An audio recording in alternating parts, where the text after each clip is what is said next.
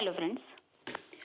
तो grammar videos की श्रृंखला में आज हम लोग कंपाउंड सेंटेंस की सिंथेसिस सीखेंगे।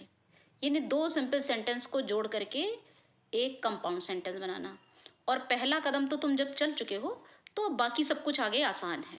तो ये हमारे सामने कंपाउंड कंजंक्शन का चार्ट है। ठीक, सिंथेसिस करेंगे तो हमें ये कंपाउंड कंजंक्शन मालूम होनी चाहिए, क्योंकि जब हम सिंपल सेंटेंस रहता है उसमें हमारे सामने दो सेंटेंस रहते हैं तो हमें उनको मिला के एक सेंटेंस ऐसा बनाना होता है जिसमें एक ही बार वर्ब आ रहा हो।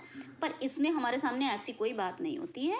हमें दोनों वर्ब को सब ऐसे कैसे ही रखेंगे, बस खाली ये बीच वाली जगह जहाँ पे मैंने प्लस भी बना दिए है, इस जगह पे इनमें से कोई एक कंजंक्शन का इस्तेमाल कर देंगे और वो हमारा सेंटेंस कंपाउंड सेंटेंस कहलाएगा। ठीक है, तो ये सिंपल सेंटेंस से ज़्यादा सिंपल है, ये बात है।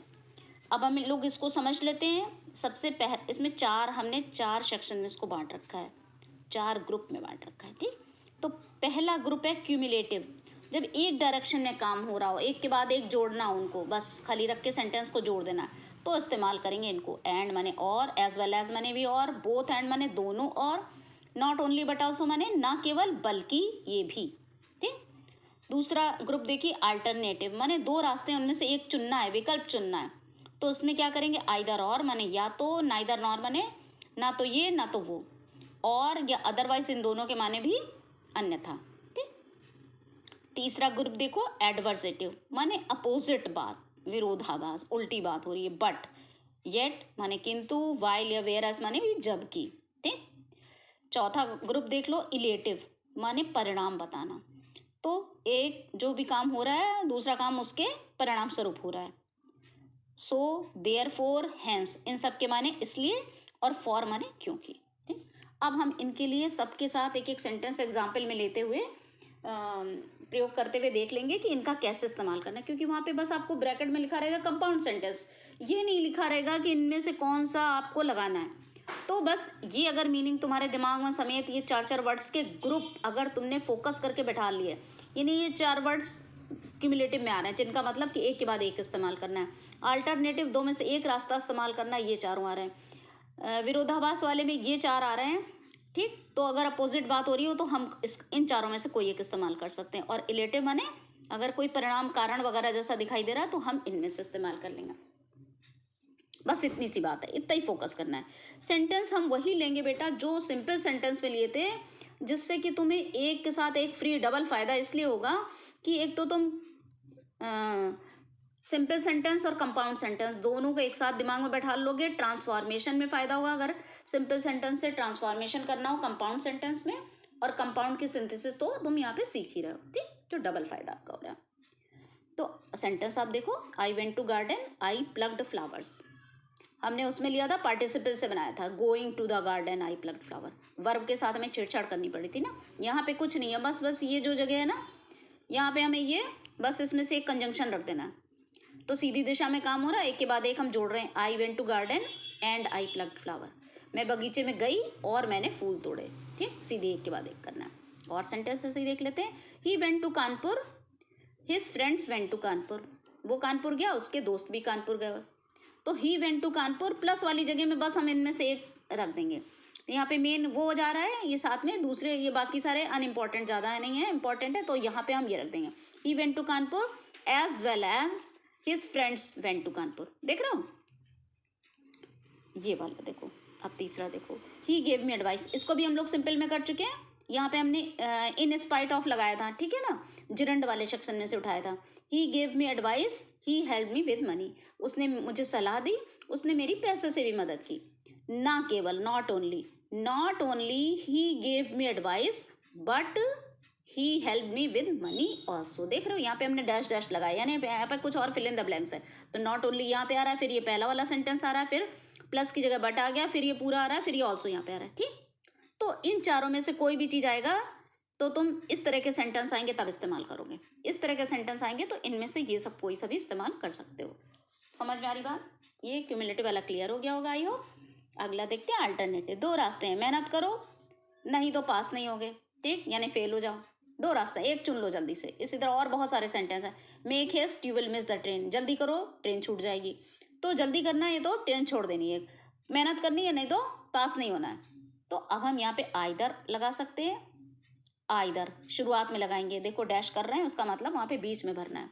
आइदर वर्क हार्ड, या तो मेहनत करो, और यू विल नॉट पास, नहीं तो तुम पास नहीं होंगे। इस आइदर और की जगह हम और या अदरवाइज भी लगा देते हैं, इन दोनों का भी सेम मायने। कैसे? वर्क हार्ड और you will not pass, work hard otherwise you will not pass, देख रहे हो तो सेम मीनिंग ही आ रहा है।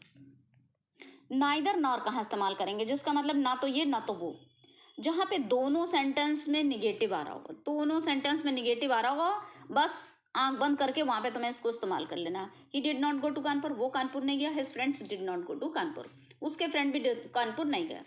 तो नाइदर से शुरू करेंगे, नाइदर, फिर ये सेंटेंस ही। अब लेकिन डिड नॉट की जगह हम वेंट कर दे रहे हैं, क्योंकि बेटा इसमें जो नॉट है ना, वो इसमें नॉट छुपा हुआ है ना, तो अब हम जब नाइदर का इस्तेमाल करेंगे तो ये हटा देंगे। अब जब ये हटाएंगे तो डिड भी हट जाएगा, डिड हट जाएगा, यानी पास्ट जो टेंस थी सेकेंड फॉर्म वो गो में लग जाएगी, वेंट हो जाएगा। इतनी ध्यान रखना है बात को। नाइदर ही डिड नॉट गो की जगह वेंट टू कानपुर, नॉर इस प्लस की जगह पे नॉर आ जाएगा, नॉर हिज फ्रेंड्स। और देखो ये जब हम दो सेंटेंस का एक बनाते हैं तो याद रखना कि ये वाला कैपिटल लेटर स्मॉल हो जाता है, हर जगह यही चीज़ अप्लाई हो रही है। Nor his friends did not गो की जगह हटा के वेंट हो जाएगा टू कानपुर। क्लियर हो गई बात? तो दो में से एक काम हो रहा है, इन चारों में से हम एक चूज करेंगे। निगेटिव आ रहा है तो नाइदर नॉट चूज करेंगे, अदरवाइज दो में से एक काम करना है तो हम आइदर आर का इस्तेमाल कर लेंगे। समझ आ गया बिल्कुल? तीसरा देखिए, एडवर्सेटिव, अपोजिट बात हो रही है। ही वर्कड हार्ड, मेहनत किया, ही फेल्ड, फेल हो गया। लो, मेहनत किया तो पास हो जाना चाहिए था ना, नहीं फेल हो गया, उल्टी बात हो रही है। तो बस जहां तुम्हारे दिमाग में अरे उल्टी बात हो रही है तो बस, वैसे भी ये किंतु परंतु तुम्हारे दिमाग में बहुत जल्दी आएंगे। तो he worked hard but he failed, ठीक, बट आ जाएगा, बट येट भी आ सकता है, या येट थोड़ा सॉफ्टर है। He is poor yet he is honest, गरीब है फिर भी ईमानदार है, ठीक है, ऐसे करके। अगला देखो, वाइल और वेयर एज कहाँ पे लगेगा। बॉयज जहाँ पे इक्विलेंट अपोजिट हो, बॉयज और गर्ल्स दोनों अपोजिट हैं, अपोजिट डायरेक्शन में काम कर रहे हैं, बिल्कुल अपोजिट हैं, ठीक। बॉयज गर्ल्स, डे नाइट, ईमानदार बेईमान, ऐसी चीज़ें जहाँ पे आएंगी वहाँ पे तुम ये वाइल या वेयरएस का इस्तेमाल करोगे। Boys play football, girls play hockey, लड़के फुटबॉल खेलते हैं, लड़कियाँ हॉकी खेलती हैं, तो हम यह वाइल या वेयरएस कर देंगे। Boys play football while girls play hockey, या boys play football whereas girls play hockey, ठीक, जबकि लड़के ऐसा करते हैं जबकि लड़कियाँ ऐसा करती हैं, ठीक। समझ में आ गई बात? तो अपोजिट बात हो रही है तो यहाँ पे हम बट, येट, वाइल या वेयरएस का इस्तेमाल करेंगे। अब ये देखो, इलेटिव माने परिणाम बता रहा है।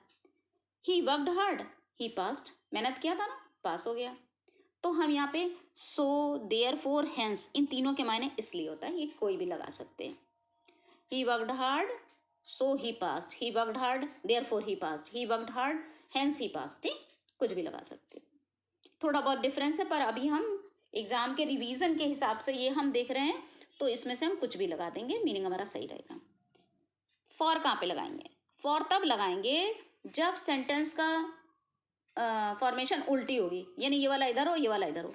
ही पास्ड यहाँ पे आ गया, ही पास्ड ही वर्कड हार्ड, तब हम यहाँ पे लगा देंगे वो पास हो गया क्योंकि उसने कठिन मेहनत की थी। क्योंकि के लिए हम यहाँ पे वो लगाएंगे। याद रखना तुम्हें, क्योंकि में बिकॉज भी बहुत याद आना है, लेकिन तुम्हें बिकॉज का इस्तेमाल नहीं करना है। ये कंपाउंड सेंटेंस है, वो कॉम्प्लेक्स सेंटेंस है, इसीलिए मैंने सिंपल के बाद कॉम्प्लेक्स की जगह पे कंपाउंड ले लिया है, ना कि कॉम्प्लेक्स, क्योंकि कॉम्प्लेक्स बहुत कॉम्प्लेक्स है, उसमें बहुत सारे भांति भांति के ये आपके जो दो सेंटेंस होते हैं ना, तो ये मेन क्लास और ये एक सबॉर्डिनेट क्लास होती है, तो यहाँ पे ये दोनों इक्वल होते हैं, वहाँ पे वो सबॉर्डिनेट क्लास माने उसके आश्रित होता है, तो यहाँ पे कोऑर्डिनेट क्लास कहलाती है, तो बराबर माना जाता है। इसलिए हम यहाँ पे बस ये इतने वर्ड्स 16 वर्ड्स तुम्हें फोर ग्रुप में 16 वर्ड्स याद कर लेने हैं और तुम्हारा ये बिल्कुल पक्का हो जाना है, ठीक है, इतनी बात याद। तो बस यदि 10 मिनट के इस छोटे से वीडियो को पूरे फोकस के साथ देखोगे तो तुम्हें कंपाउंड सेंटेंस पे पूरा कमांड हो जाएगा, पर पूरा फ़ायदा तुम्हें तभी मिलेगा जब तुमने इसको सब्सक्राइब कर रखा होगा और एक के बाद एक सीरियल से देख रहे होगे।